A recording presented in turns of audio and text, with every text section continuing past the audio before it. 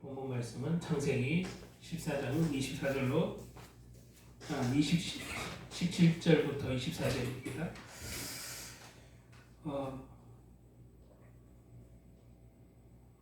오늘 본문에 아브라함은 지난주 이어서 바로 뒷구절이기 때문에 조카 롯을 구하러 간 전쟁을 치른 이후의 모습이에요. 제가 오늘 주보에도 있듯이 오늘 말씀의 제목은 아브라함의 감사와 찬양의 정신. 그래서 아브라함의 오늘 모습을 보면서 아브라함은 어떤 정신을 가지고 이 당시 롯을 구한 이후에 아브라함은 어떤 감사와 찬양의 정신을 가지고 있었을까? 아브라함의 쉽게 말하면 영적 상태를 한번 오늘 본문을 통해서 보고자 했습니다. 그래서 우리가 이 조카 롯을 구하는 전쟁에서 승리하고 돌아온 아브라함의 모습을 보면서 아브라함의 신앙 상태, 영적 상태, 그런 것을 우리가 좀 보고 살피고 우리의 모습을 또 들여다보는 그런 은혜의 시간이 됐으면 좋겠습니다. 그러니까 아브라함이 전쟁에서 승리하고 쉽게 말하면 계산장군으로 지금 돌아오는 모습을 기록하고 있는 거예요. 소돔과 고모라가 엘람 왕의 전쟁에서 패하게 되었는데 이때 아브라함의 조카 롯도 함께 포로로 끌려가게 되었죠. 지난주 포로라고 했잖아요. 아브라함이 조카 롯을 구하기 위해 엘람 왕을 비롯해 다른 부족 국가들과 전쟁을 벌였고 그 연합 국가라 그랬죠.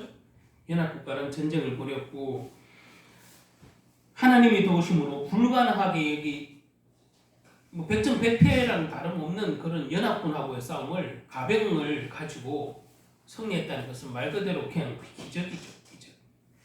그래서 하나님의 도우심으로 그 불가능하게 됐던 싸움에서 이 승리를 할 수 있게 된 거예요. 아브라함. 17절 한번 다시 보시면 아브라함이 그돌라오멜과 그와 함께 한 왕들을 쳐 부수고 돌아올 때에 소돔 왕이 살의 골짜기 곧 왕의 골짜기로 나와 그를 영접하였고라고 되어 있습니다. 아브라함이 전쟁에서 승리하고 돌아왔을 때에 그를 맞이한 두 명의 사람이 있었어요. 그러니까 왕이죠. 두 명의 왕이 있었는데 한 사람은 소돔의 왕이에요. 한 사람은 멜기세덱이라는 제사장이 제가 왕이라는 표현을 두 명의 왕이라는 표현은 좀 합당하지 않네.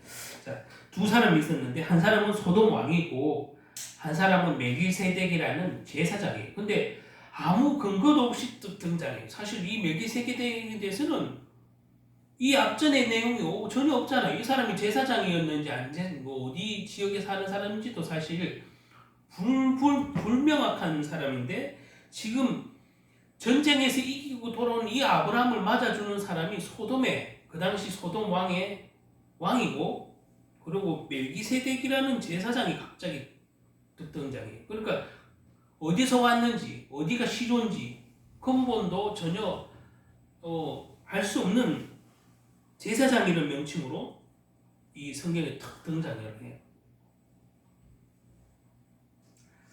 근데 우리가 주목하여 할 것은 아브라함이 자신의 승리를 자축하기 위해 마중 나온 사람들 중에 소돔 왕보다 멜기세덱이라는 제사장을 먼저 맞이했어요. 보면은 보통 그때는 지금이나 왕을 먼저 맞이해야 되는데 영접해야 되는데 소돔 왕을 먼저 영접한 것이 아니라 멜기세덱이라는 제사장을 먼저 맞이해요. 쉽게 말하면 소돔 왕은 하나님을 믿지 않는 그런 왕이에요. 하나님을 믿지 않는 그런 세상 왕, 세상 사람을 예표한다고 볼 수 있어요. 그래서 이 소돔 왕을 영접한 게 아니라 제사장이었던 멜기세덱을 가장 먼저 연접한 오늘 아브라함의 그 모습을 볼 수 있습니다. 이 얘기는 멜기세덱은 하나님을 믿는 백성 혹은 하나님 자신을 표현한다고 할 수 있습니다. 이어 히브리서에도 등장하지만 멜기세덱의 반차를 따라 그리스도가 오셨다 이런 표현을 썼어요. 멜기세덱의 반차를 따랐다는 것은 멜기세덱이 어디서 왔는지 모르잖아요. 그죠? 근데 그분은 제사장이라고 표현되어 있어요. 예수님도 인간이 알기로는 사람으로 알기로는 요셉과 마리아 사이에서 난 육의 몸을 가진 예수님이지만 그분은 하나님이 보내신 하나님의 아들, 독생자 그런 의미에서 멜기세덱의 반차를 따라라는 표현이 히브리서에 등장을 하죠.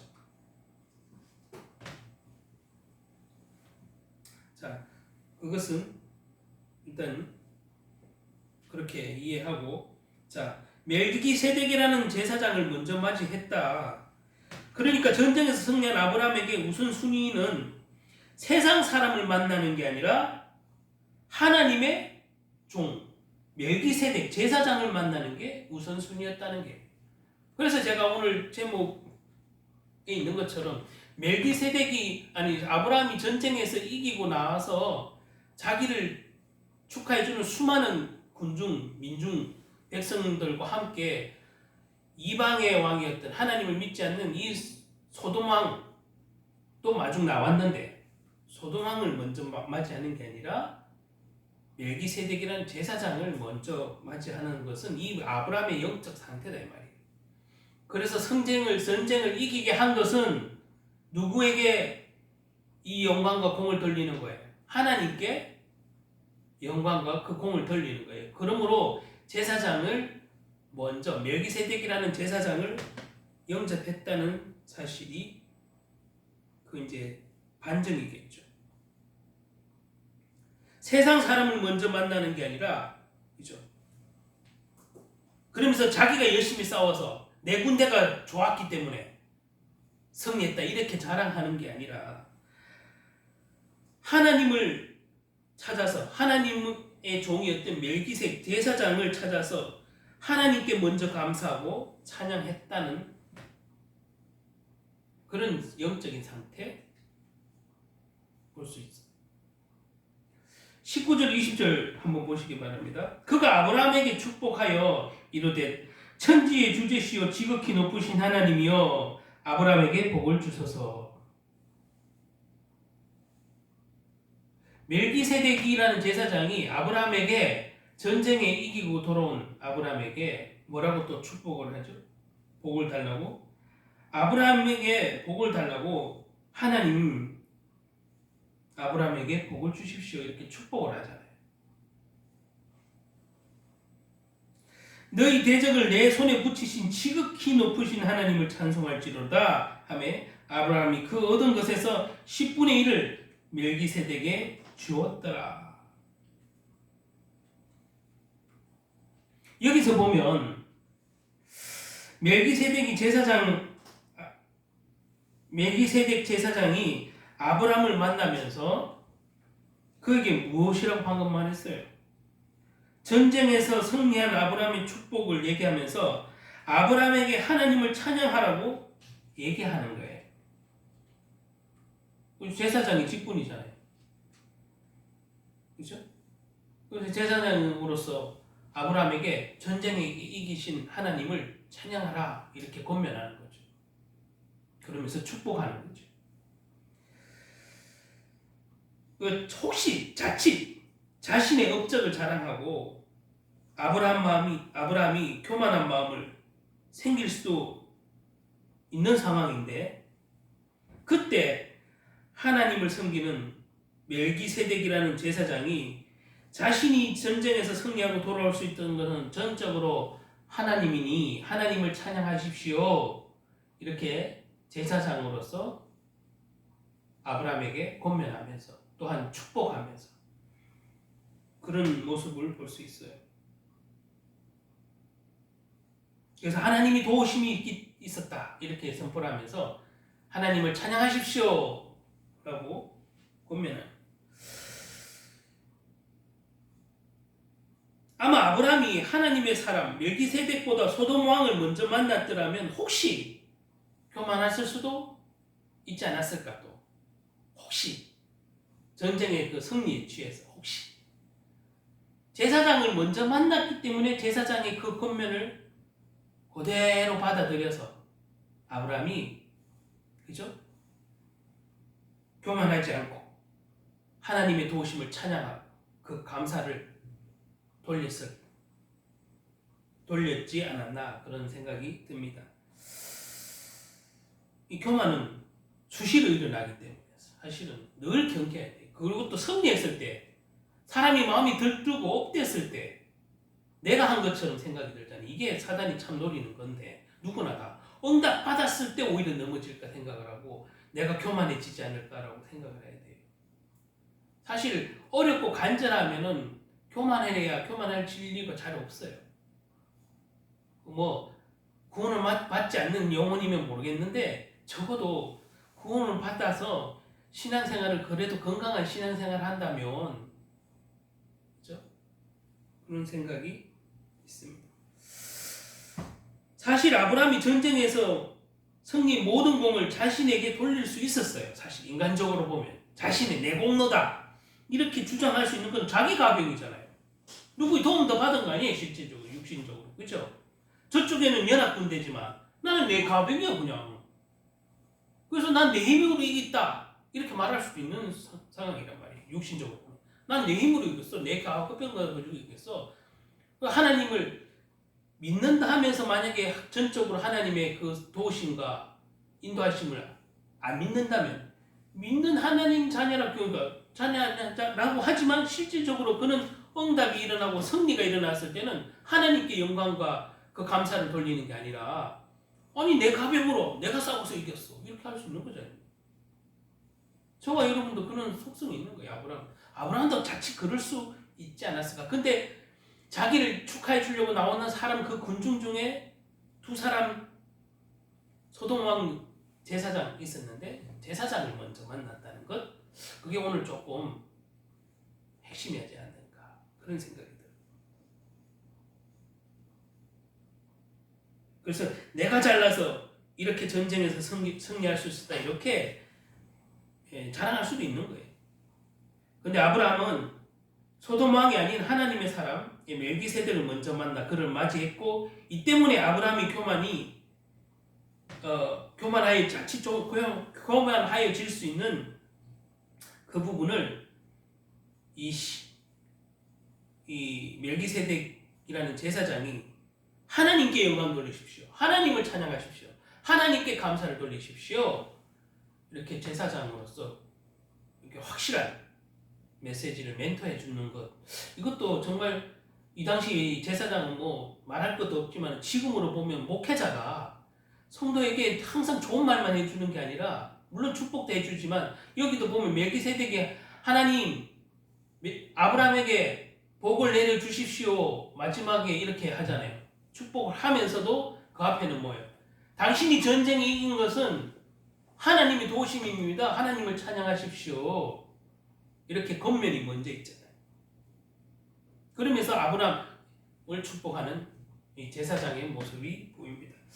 오늘날 목사님들, 목회자들도 성도들에게 축복해 줘야 되는 것은 당연한 건데 성도들에게 과연 하나님의 자녀로서 어떻게 감사와 찬양을 돌려야 될지를 오늘 이 멜기세덱의 짧은 구절 하나에도 좀 생각이 들더라고요. 그래서 이 제사장 직분이라는 것은 또 하나님의 종이라는 것, 하나님의 사람이라는 것, 쓰임 받는 하나님의 사람이라는 것은 실제 이렇게 성도에게 구체적으로 피차 권면하는 그리고 아멘을 할 수 있는 사회가 되어야 된다는 거죠.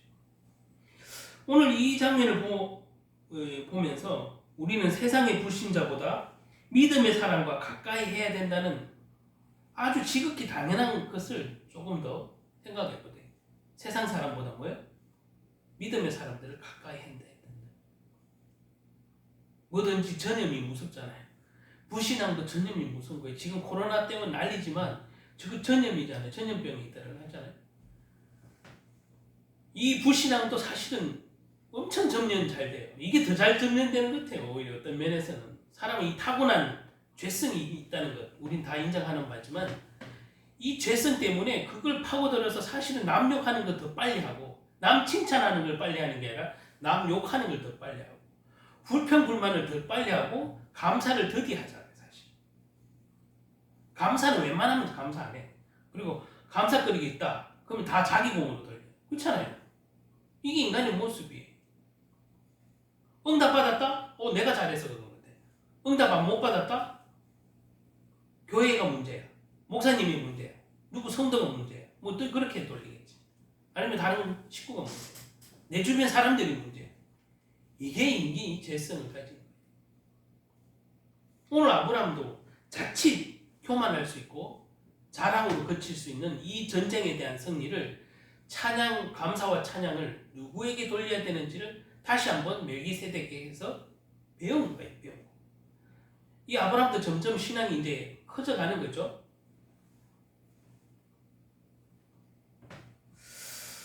롯 역시 하나님을 믿고 섬기는 사람이었지만 사실 육신적이었잖아요.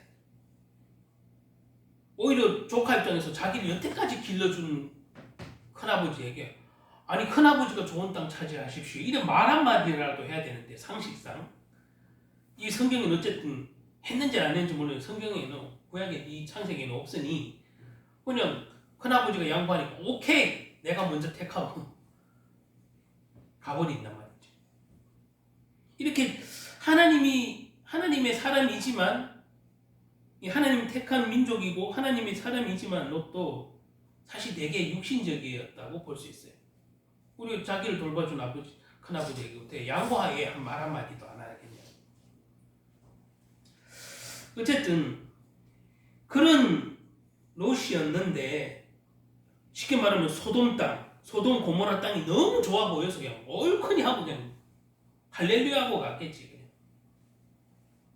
근데 그래 갔는데 그 유역에 좋은 땅이라는 유역에 그냥 뒤도 안 돌아보고 갔는데 전쟁이 일어나서 부족국 그 연합 주변에 나라가 많으니까 부족국 시대니까 전쟁이 일어나서 포로가 돼버리잖아요. 좋은 땅이라고 들썩 갔는데 그죠? 오늘날 우리의 신앙도 그럴 수가 있어요. 내가 판단하기엔 너무 좋은 곳이야. 너무 좋은 직장이야. 아니면 너무 좋은 돈을 잘 벌 수 있는 것 같다. 덥석 갔는데 낭패를 당하는 경우도 있고 물론 잘 됐으면 좋겠지만 때로는 이렇게 세상 유혹이 내 입에는 딱 맞는 게 사실 많아요. 내 판단을 흐리게 하는 거죠. 내 입에 딱 맞는 거. 자신도 모르게 내가 믿음의 사람이었구나. 내가 하나님이 나와 함께 하시는구나. 그 믿음을 그 신앙을 잃어버리고 사는 거예요. 사실 롯도 그냥 자기가 하나님이 선택한 민족이야. 나는 아브라함의 가족이야. 이거 하나로 그 타이틀 하나로 신앙생활을 하기는 그렇고 그 삶을 하나님을 의존 안 하고 하나님을 전혀 의식 안 한 채 그렇게 살았어요. 처음에 보면 아브라함은 지금 세상이 주는 유혹보다 하나님이 함께 있기를 더 원했던 이제 신앙이 더 원했던 점점 커져가는 그런 단계인 것 같아요. 세상에서 나와 광야의 마른 땅에서 불편한 생활을 했죠. 조카는 좋은 땅에서 했고 아브라함은 쉽게 말하면 마른 땅의 광야에서 불편한 생활을 했어요. 근데 육신적으로는 롯이 훨씬 편하고 안락하고 생활했지만은 영적으로는 아브라함이 더 풍성했는지도 몰라요. 그 척박한 땅에서 살기. 그러니까 더 하나님을 의지하고 그러니까 다 하나님을 더 갈망했을 거예요 아마. 그 환경을 불편했다기보다 네가 자하면 우하고 네가 우하면 자하겠다 이 얘기는 벌써 지난번 주에 됐지만 이미 이 정도 신앙이면 하나님을 이제 거의 신뢰하는 거예요. 그런 선포 아무나 할 수 있겠냐고. 근데 실제 상황은 갔을 때 메마른 땅이고 광야니까는 소실도 많지 않고 힘들었겠죠. 그러나 영적으로는 더 그 환경이 하나님을 더 의지하게 했던 환경이 되었을 것 같아요. 그래서 하나님의 믿는 신앙을 지켰던 아브라함은 오늘 소돔 왕 멜기세덱이라는 두 사람이 아브라함을 마중 나왔을 때 아브라함은 세상 사람보다 하나님을 믿는 하나님의 종 멜기세덱을 먼저 맞이하고 하나님께 감사와 찬양을 올려드릴 수 있었던 거예요.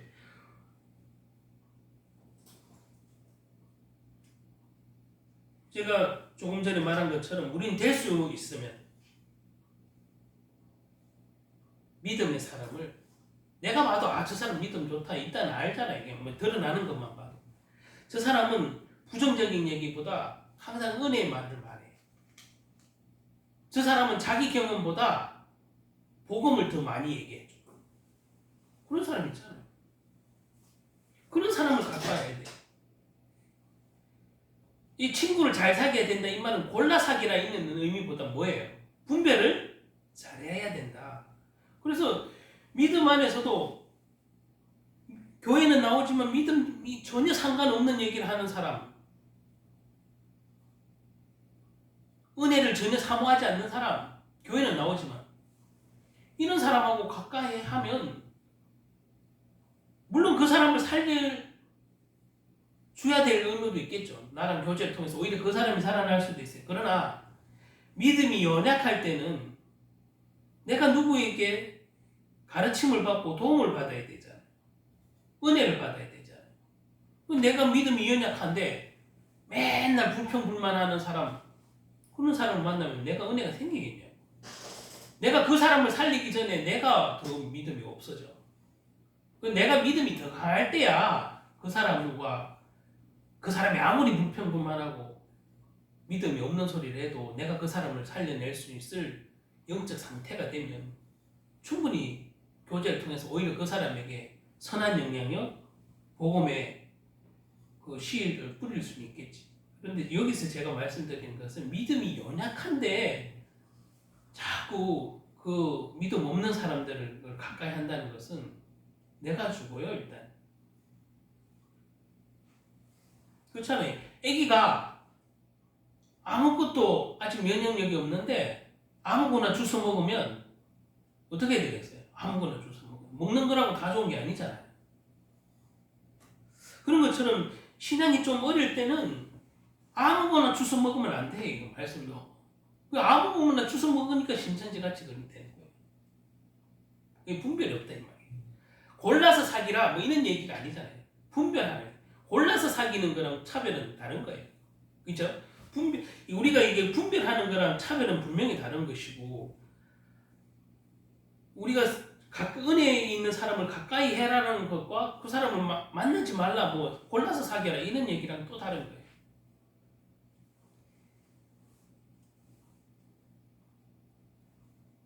오늘 이 본문에 보면 믿음의 사람, 그러니까는 이 멜기세덱을 가까이 했던 이 아브라함은 성경에서 최초로 사실은 11조 얘기가 나오는 얘기거든요. 근데 11조 얘기는 십계명에도 없잖아요, 사실. 십계명이 없어요.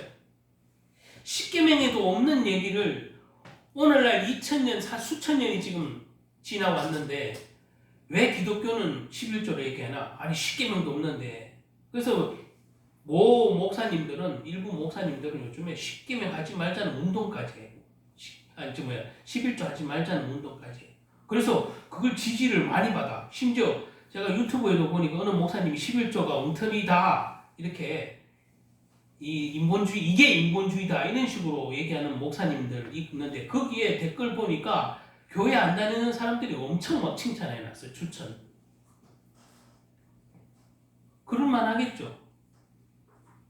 그리고 교회 다니던 분들이 이렇게 믿음이 연약한 분들도 11조 안 하는 거 다 목사 잘 되고 교회 뭐 잘 되라고 하는 거 아니야 이런 식으로 인식하더라고. 교회를 다니는 신자라 하면서 이게 11조에 대한 양육이 잘못되어 있다는 거죠.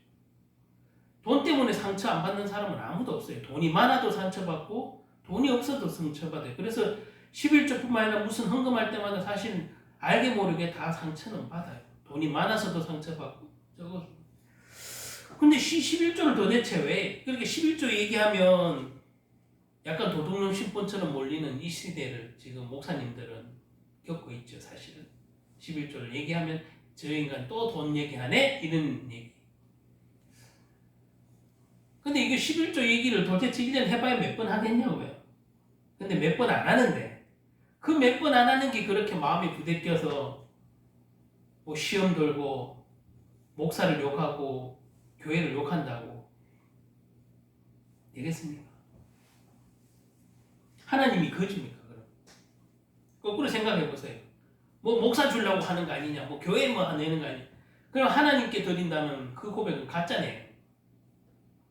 자기가 주는 거는 목사 잘 먹고 잘 살라고 준다고 생각하는 거랑 진배 없잖아요. 그러면 자기가 드릴 때 하나님께 드립니다 하면서 기도하면서 냈다고 얘기하는데 그건 가짜잖아요. 하나님이 거지냐고요. 하나님 10분의 1을 받아야 꼭 매주 꼬박꼬박 받아야 하나님도 먹고 사냐고. 말이 안 되잖아요. 마음에 부담이 있고 상처가 받는 부분은 알겠지만 11조에 대해서 10계명이 없는 얘기였다고 해서 이것은 버려야 된다고 주장하는 사람들은 그걸 지극히 율법적으로 보고 율법에 없는 내용을 가르쳤기 때문에 안 해도 된다 이렇게 얘기한단 말이에요. 일부 목사님들이. 그게 말이 되겠습니까? 신약을 자꾸 그것을 율법에 관해서 얘기하는데 신약에 봐봐요.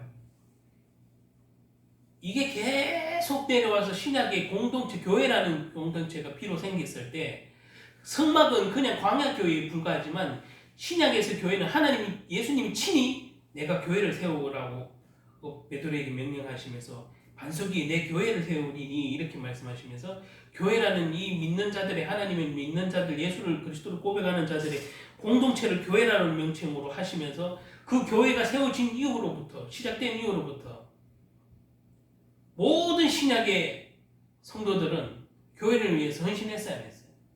헌신했잖아요.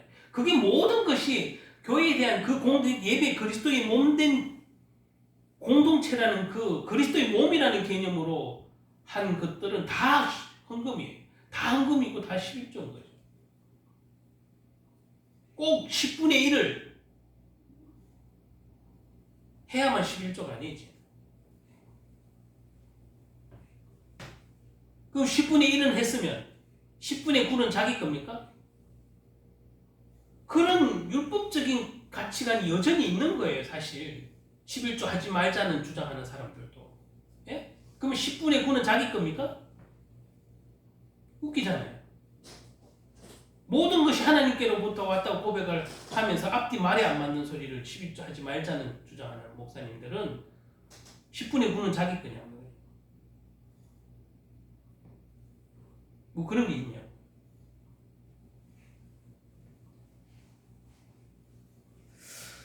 오늘 이 멜기세덱이 예수님의 그림자라고 많은 신학자들이 얘기를 해요.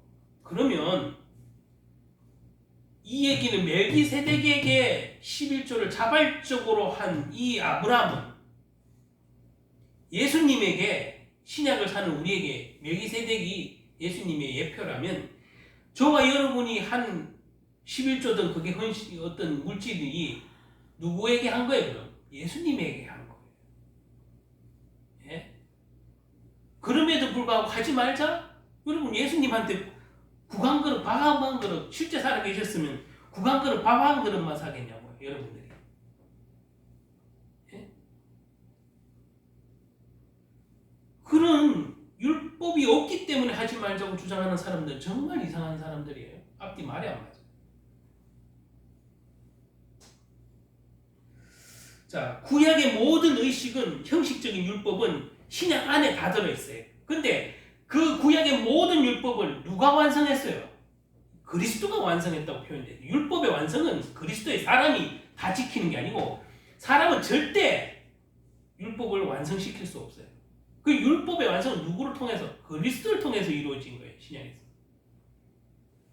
저와 여러분이 예수님을 구주라고 고백하는 것은 구약의 그 인간을 죄로 정죄하는 그 율법의 요구에서 완전한 구속을 이룬 예수님이 우리의 주인 되심으로 우리는 율법의 요구를 다 못 지키지만 다 지킨 것처럼 의인 대접을 받는 거예요. 하나님께.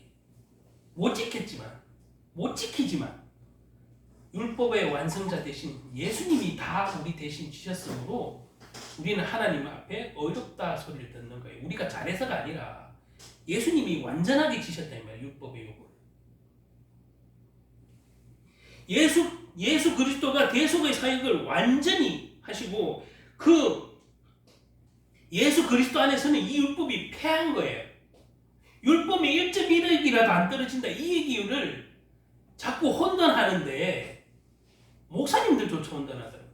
율법의 1.1핵도 이 지구가 멸망하기 전에는 변함이 없다. 폐함이 없다고 얘기한 것은 여러분 잘 생각하세요. 율법의 1.1핵도 버리는 게 아니라 율법의 1.1핵도 남김없이 누가 이뤘다고요? 그리스도가 대속하셨다 이 말이에요. 그래서 율법을 1.1핵도 버리지 않는다는 표현을 한 거예요. 그러면 예수님이 율법의 1.1핵도 남김없이 완전한 구속사역을 이루셨다. 그걸 믿는 우리는 율법의 요구에서 자유케 되었다는 얘기예요. 그걸 안 지켜도 된다는 얘기랑 다른 의미예요. 율법을 나를 가두는 그 정죄의 잣대에서 뭐요? 은혜가 나를 지배하는 하나님의 관계가 돼요. 구약에는 율법이 하나님의 법이 나를 자꾸 정죄해. 너 죄인이야. 율법의 그 기능은 아주 간단해요. 근데 아직도 목사님들이나 성도들이 헷갈리는 것은 율법은 하나님 앞에 내가 죄인임을 고백하는 기능이에요. 다른 기능이 아니에요. 나는 하나님 법 안에 한 개도 벗어남이 없이 아무리 착하게 살고 의롭게 살았다 하더라도 나는 여전히 죄인이구나. 이것을 드러내기 위해서 구약의 십계명 안에 그 수많은 수백 가지의 규례를 통해서 나는 한 개도 하나님 앞에 범하지 않은 것이 없다. 그러니까 예수님도 친히 얘기했잖아요. 네가 100개 중에 99개를 지키다가 한 개를 범하시면 율법을 다 범했다고 예수님이 구체적으로 말씀하셨잖아요. 이것을 예수님이 친히 말씀하셨는데도 오늘날 목사님들이나 이 성도들이 아직 이 율법의 개념을 잘 이해를 못해요. 자꾸 지키려고 해요. 뭘 하려고 해요. 제가 말하는 걸 잘 오해하지 말고 들어야 돼요. 율법에서 하지 말라는 것을 여러분 다 지킬 수 있습니까? 그 지킬 수 없는 것을 고백을 받기 위해서 율법이 존재하는 거예요. 그러니까 죄를 드러나게 한다는 거예요. 내 죄가 드러나면은 누구를 의지해요? 그리스도를 의지할 수밖에 없는 그 길로 인도한단 말이에요. 그래서 성경에는 몽학선생이다. 이 얘기는 몽학선생은 좀 더 순화해서 말하면 나를 지도하는 인도자다. 뭐가? 율법이. 어디로? 그리스도로 인도하는 지도자예요. 몽학선생이. 율법의 기능은 나는 죄인이다 고백하는 기능 외에는 없어요.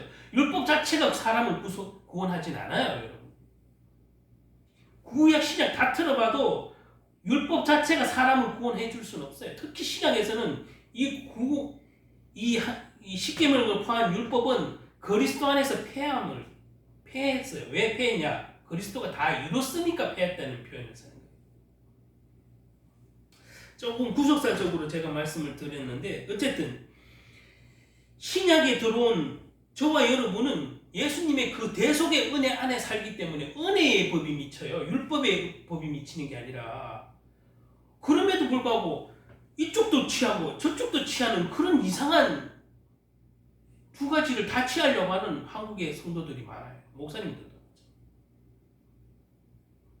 구약의 율법 막 레위기 민수기 그거 막 들여다대면서 막 저보다 많이 알겠지. 그러나 그걸 막 얘기하면서 레위기 민수기만 계속 얘기를 하면서 율법을 지키려고 하는 그 이상한 기독교인들이 있는 거예요. 그게 유대주의자지 무슨 기독교인이에요. 그게 무슨 크리스찬이에요. 차라리 유대교로 가시는 게 좋지. 그게 뭐한 짓이에요. 저와 여러분은 은혜의 법 아래 있는 거예요. 예수님이 그래서 사망에서 생명으로 옮겼느니라 얘기한 것은 단순히 불신자 얘기한 게 아니야. 율법이 사망 안에 두었다니까. 율법은 사람이 죄를 드러나게 해서 너는 사망을 당할 만한 죄인이야라고 구속하는 거예요. 자, 그 율법의 사망의 법에서 죄와 사망의 법에서 생명과 성령의 법으로 옮겼느니라. 이게 예수 믿는 은혜의 법 안에 사는 신약의 사람이에요.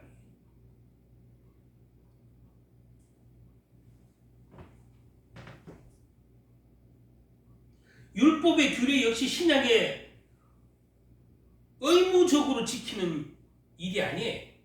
내가 이거를 율법을 이렇게 지키면 구원받겠지 이런 개념으로 지키는 게 아니잖아요. 내가 선한 일을 한다. 내가 이렇게 선한 일을 하면 구원받겠지 이런 개념으로 지키는 게 아니에요. 그리스도인들. 당연히 하나님의 자녀로서 그리스도를 위하여 살기 때문에 구별되고 거룩한 일과 선한 일을 찾아서 하는 자발성을 가지는 어떤 율법 규례를 지키는 거지, 내가 이것을 지킴으로 구원을 얻으려고 하는 그런 율법하고는 전혀 다른 거예요.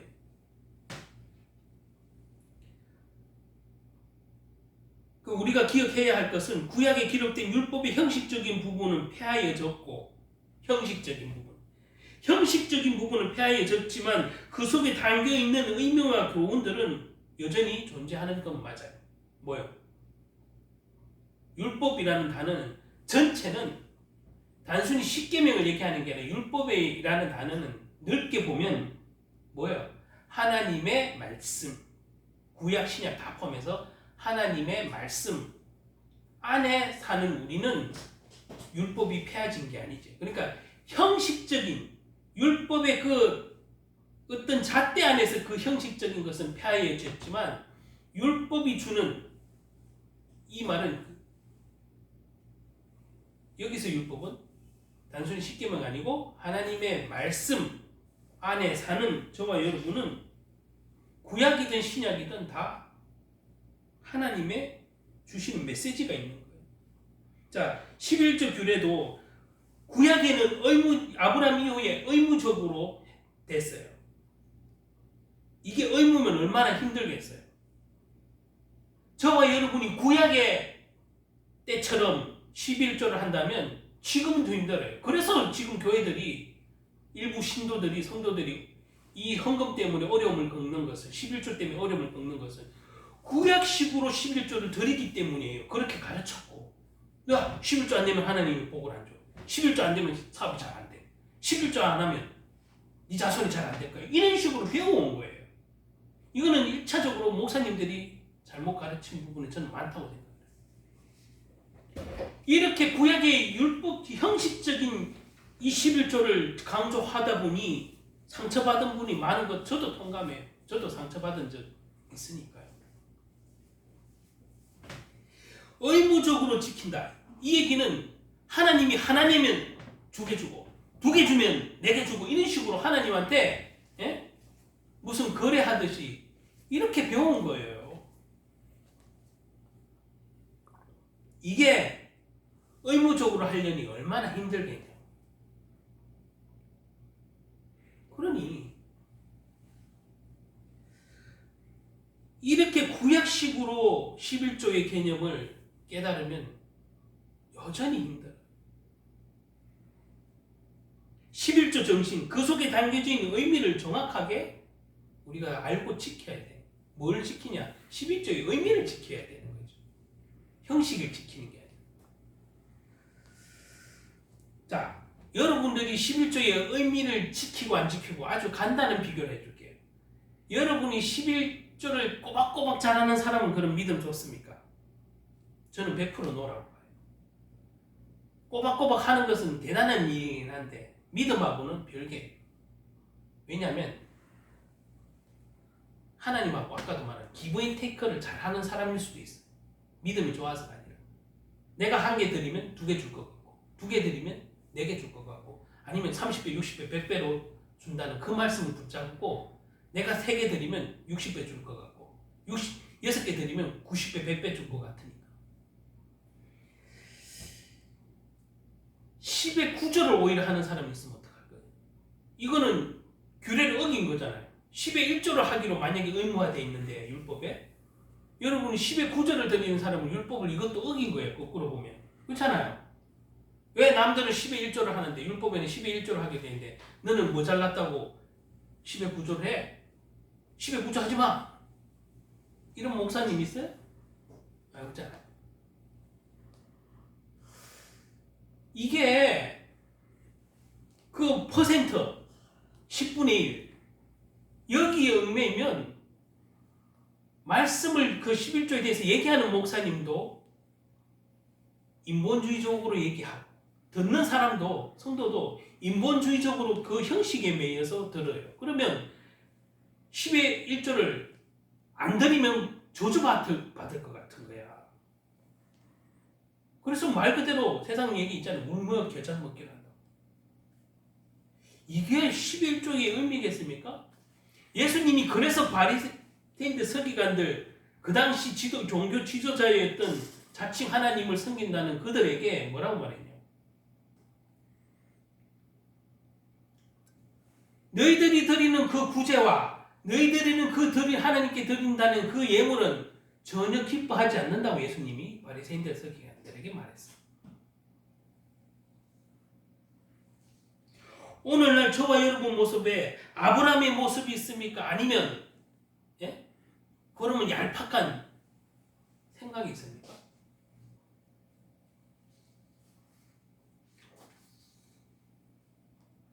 생각해보세요. 본래 율법이 생기기 전에 이스라엘 민족이 아직 나라를 이루기 전에 그들의 조상 아브라함이 11조를 제일 먼저 하나님께 바친 사람이 오늘 멜기세덱이에요. 자, 율법이라는 것을 만들기 전에 제일 먼저 율법에 기록되기도 전에 제일 먼저 자발적으로 한 행동이 뭐예요? 오늘 아브라함이 멜기세덱에게 자발적으로 드린 11조. 저와 여러분이 교회에서 하는 만약에 어떤 물질이라면 아브라함처럼 자발적으로 드리는 10의 1조가 되어야 되는 거예요. 이게 진짜 감사와 찬양이에요. 오늘 제목이 아브라함의 감사와 찬양의 정신이 어떠했는지 지금 말씀. 자발적이에요.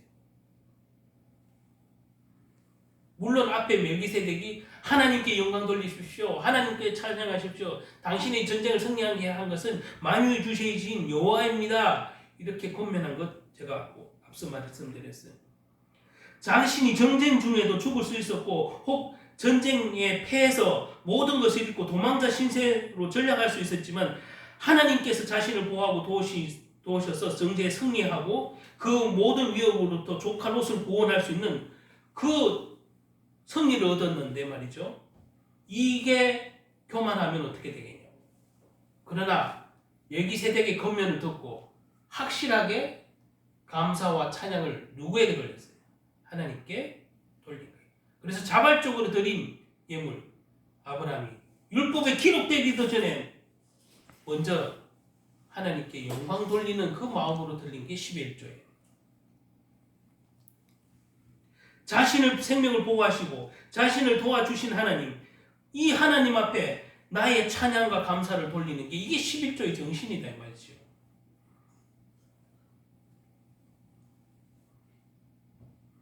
그래서 10의 1조는 하나님 앞에 아브라함이 먼저 자발적으로 드린 신앙 고백이기도 하고 감사와 찬양의 고백이기도 하고 이것이 기록되기도 전에 율법으로 규례로 기록되기도 전에 이게 자연스럽게 그 가문에 전수되어서 훗날 손자 야곱에게까지 전해지잖아요.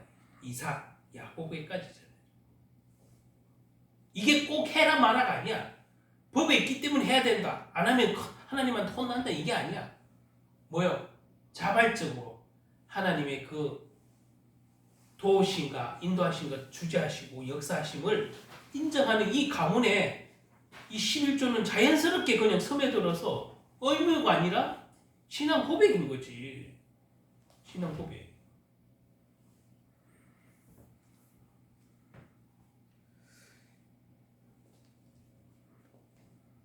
그 야곱이 형 에서의 복수에서 벗어나기 위해서 도망가다가 하나님 앞에 자신의 생명을 지켜주십시오. 보호해 주십시오. 그 보호해 주신다라면 자기의 소유의 10분의 1을 하나님께 바치겠다고 약속을 하는 모습을 볼 수 있어요. 야곱이 이러한 약속은 하나님께 할 수 있는 것은 그의 아버지, 그의 할아버지, 야곱의 할아버지였던 아브라함이 한 행동을 그대로 따라한 거예요. 야곱이. 오늘 본문에 그런 경험한 승리를 할아버지로부터 들었겠죠. 그러니까는 자기도 그렇게 가장 어렵고 형에게 쫓겨받아 다닐 때, 피난 도망자 신세일 때 하나님 제 목숨을 보전하여 주시고 저를 도와주십시오. 그럴 때 감사와 찬양을 돌린다. 위기 상황 속에 할아버지 아브라함이 했던 체험, 그 구원과 승리, 그러니까 하나님이 인도하심과 보호, 그것을 똑같이 손자였던 야곱도 따라간 거예요. 그리고 그 이후에 이스라엘 백성들이 의무적으로 지켜야 하는 11조 규례를 율법에 기록해놨어요. 야곱 이후에. 예? 그래서 사람이 법을 만들어서 법조문 썼기 전에 뭐예요? 이 가문에는 하나님의 그 은혜를 할아버지 때부터 체험한 것을 그대로 그냥 법에 없어도 자발적으로 자연스럽게 하는 신앙 고백이었다. 이 가문에. 근데 야곱 이후에 이게 이렇게 의무적으로 하자고 법을 만든 거지. 쉽게 말하면 규례를 만든 거지. 처음 11조는 말 그대로 아브라함의 자발적이고 모범적으로 한 거예요. 나의 구주가 되어주시고 나를 보호하시고 나를 생명에 구원하시는 주님. 그거 감사하고 찬양하는 거예요. 의미예요. 이 하나님의 율법에 이 11조를 지키라는 명령하신 것도 아닌데 사실 이스라엘 백성은 말이죠. 아브라함의 그 모범처럼 이것을 따라하기로 작정한 거예요. 그래서 이 율법의 규례에 이제 적어놓은 거죠. 그러나 세월이 지나고 이 구약도 보면 신약에도 등장하지만 세월이 지나면서 이게 점점점 환경에 따라 어떤 지도자에 따라 막 왔다 갔다 하면서 우리가 구약의 마지막이라고 불리는 말라기에는 이스라엘 백성이 하나님께 제사 지낼 때 돈을 안 내. 헌금을 안 해. 안 해. 성전 짓는다고 해도 헌금을 안 해. 온 백성이 안 해.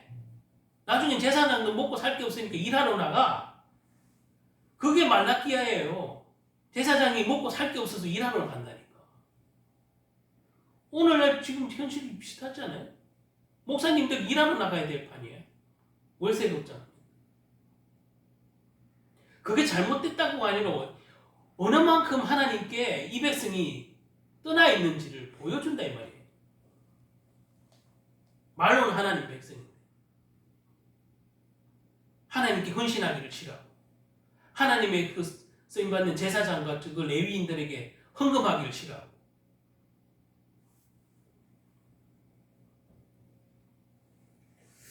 오늘날 교회에서 이 강조하는 잘못된 11조 정신이 사실 이렇게 만드는 의미가 어떤 면에서 세금처럼 되어서 신자들이 매주 드리는 세금처럼 됐다니까. 내는 사람도 세금처럼 생각하고 그것을 교회에서 정리하는 이렇게 교회에도 세금처럼 생각하고 세금입니까? 이게 하나님이 너 내놓으라는 세금이냐? 이게 참 가르침이 중요한 거예요.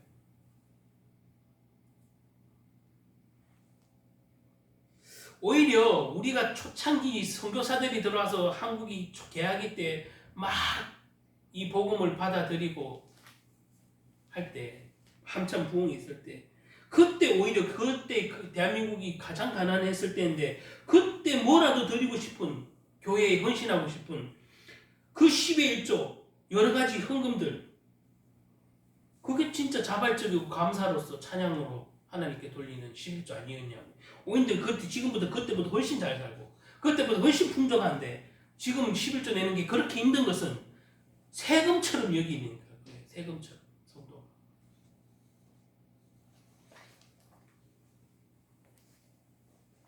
그래서 목사님들이 11조 설명할 때 욕을 먹는 대다수는 이유 뭐예요? 하나님 것을 도둑질한다는 표현을 쓰면서 네가 이거 안 하면 잘 되나 보자 이렇게 악담을 하는 도구로 쓴다니까. 네가 하나님 거 도둑질해놓고 네 사업이 잘 되겠어? 이런 식으로 말씀을 역이용하는 것은 과연 목회자들이 해야 될 짓이냐고 이게. 그래서 조심스러워야 되고 정확하게 어떤 의무를 도려줘야 되는 것인지를 성도들에게 권면해야 되는 거죠.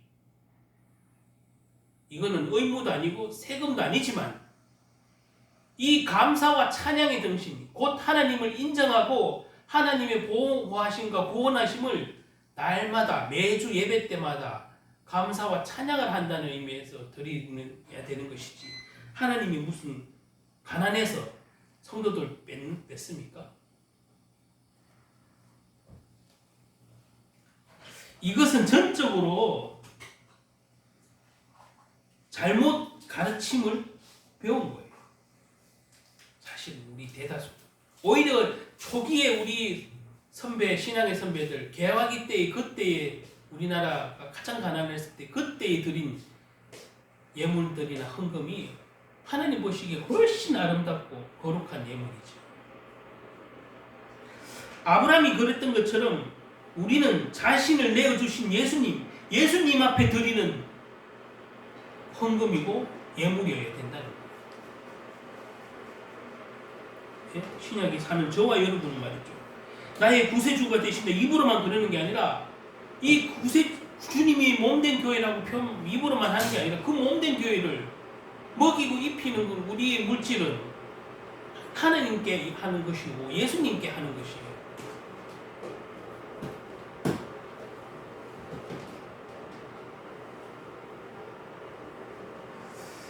나의 모든 것 되시는 주님을 고백하면서 감사와 찬양으로 내는 11조야말로 오늘날 우리가 가져야 될 태도가 아닌가 이 말이죠. 제가 다시 한번 얘기를 한다면 절대 의무와 세금처럼 생각하지 마시라는 거죠.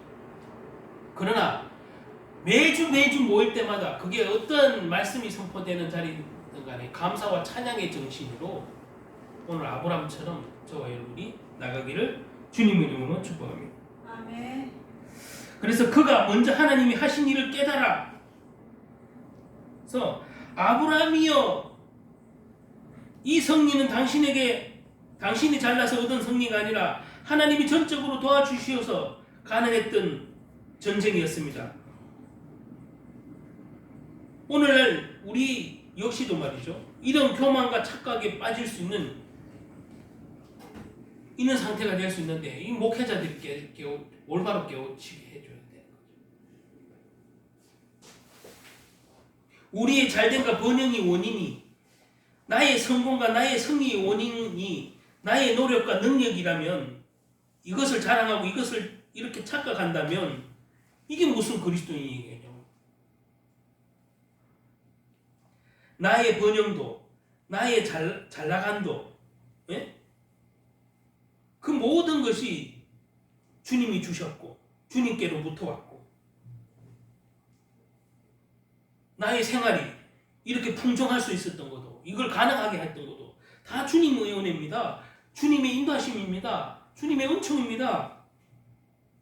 이 축복의 권위는 바로 여호와 하나님이십니다. 축복의 근원 당신이십니다. 이 고백이 11조의 정신이고 헌금의 정신이어야 되지 않겠냐고.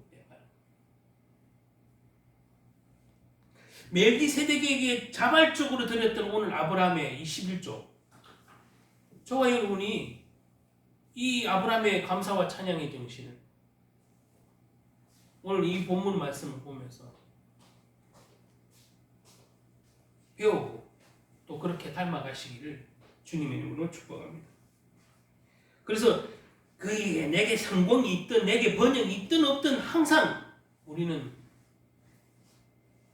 나의 하나님 만유의 주제신 주님께 찬양과 감사를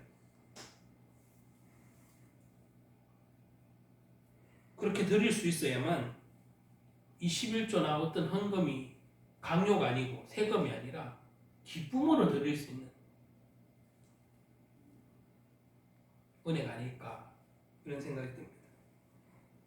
그리고 이 사실을 깨달은 아브라함은 하나님 앞에 11조를 뭐 계산하고 드렸습니까? 멜기세덱이 준 이 11조, 멜기세덱이 10분의 1 내놔라 했습니까? 아니잖아요. 멜기세덱이 야 내가 너 축복해 줬으니까 10분의 1 내놔. 그런 거 아니잖아요. 최소한의 감사와 찬양이다. 최소한. 우리 역시 믿음, 신앙의 이 여정을 걸어가면서 이 아브라함의 한 이 모범처럼 내 생명의 구원자이시고 내 인생의 주인이신 하나님을 고백할 수 있기를 바랍니다. 내 삶의 모든 것을 주님께로부터 왔고 나는 이 주님을 위하여 살겠다는 고백이 아브라함의 고백이었고 저와 여러분의 고백이 되어야 될 줄 믿습니다. 그래서 감사와 찬양의 정신을 이 드리는 예물을 통하여 11조를 통하여 11조뿐만 아니라 모든 예물이죠. 교회에 있는 어떠한 것도 의무감이나 세금처럼 생각하지 마시고 단 한 푼이라도 정말 과부의 두랩돈처럼 주님이 기뻐하잖아요.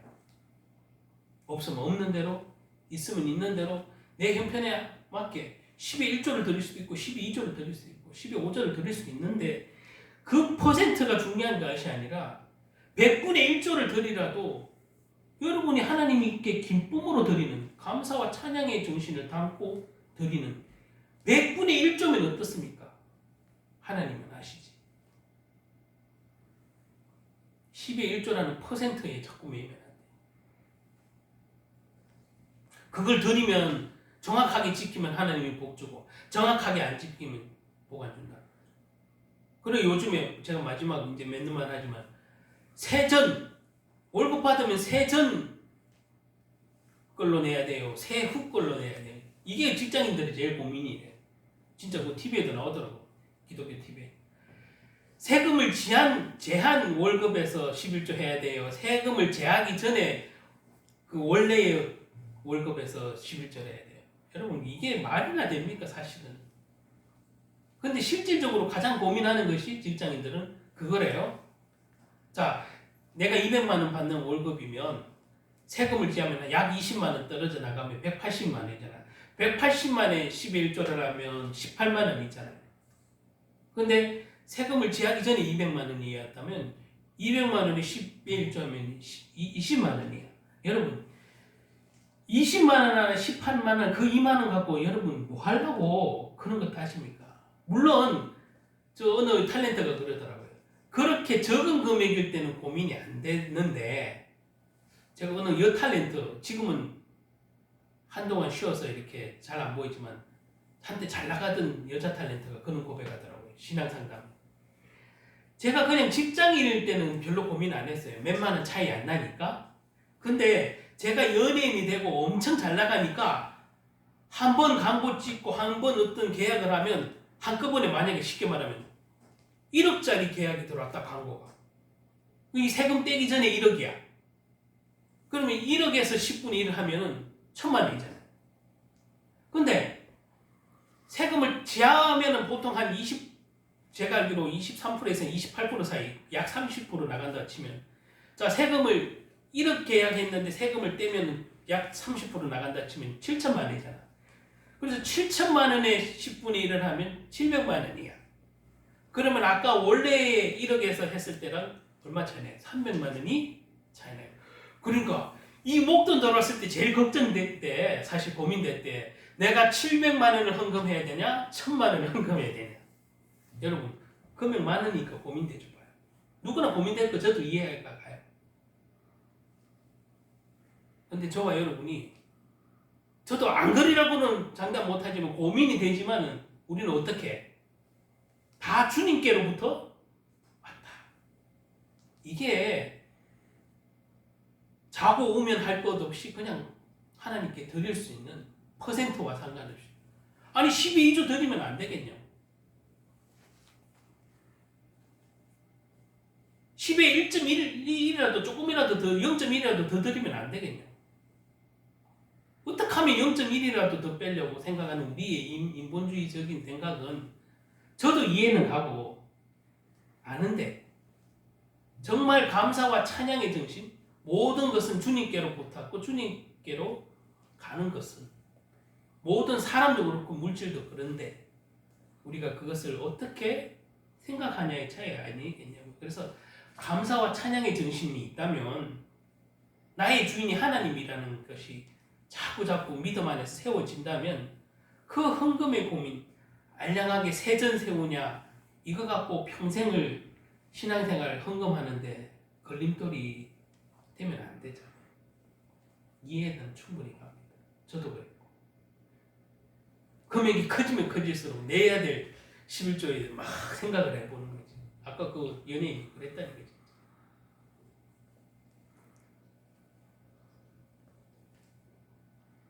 그 연예인도 비로소 이제 뭐 얘기하더라고.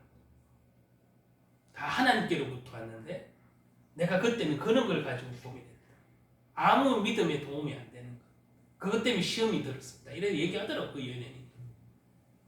그래서 11조 한참 잘 나갈 때인데 교회에 속였대요. 그래서 나 이것밖에 못 받았다. 세금을 11조를 적게 하라. 많이 속였다. 그래서 내가 알고 보면 목사님을 속인 게 아니라 하나님을 속이려고 했다는 그 어리석음을 깨닫게 됐다고. 하나님이 모르시니 속인다고. 교회는 속일 수 있어도 하나님이 모르시지 않잖아요. 저와 여러분이 어떠한 헌신을 하든 간에 감사와 찬양의 정신을 가지고 하시는 그런 믿음이 성숙한 그리스도인이 됐으면 좋겠습니다. 말씀을 듣겠습니다. 하나님 감사합니다. 오늘 귀한 말씀 주신 감사합니다. 우리가 단순히 11조의 의미가 아니라 감사와 찬양의 정신을 배우게 하여 주시옵소서.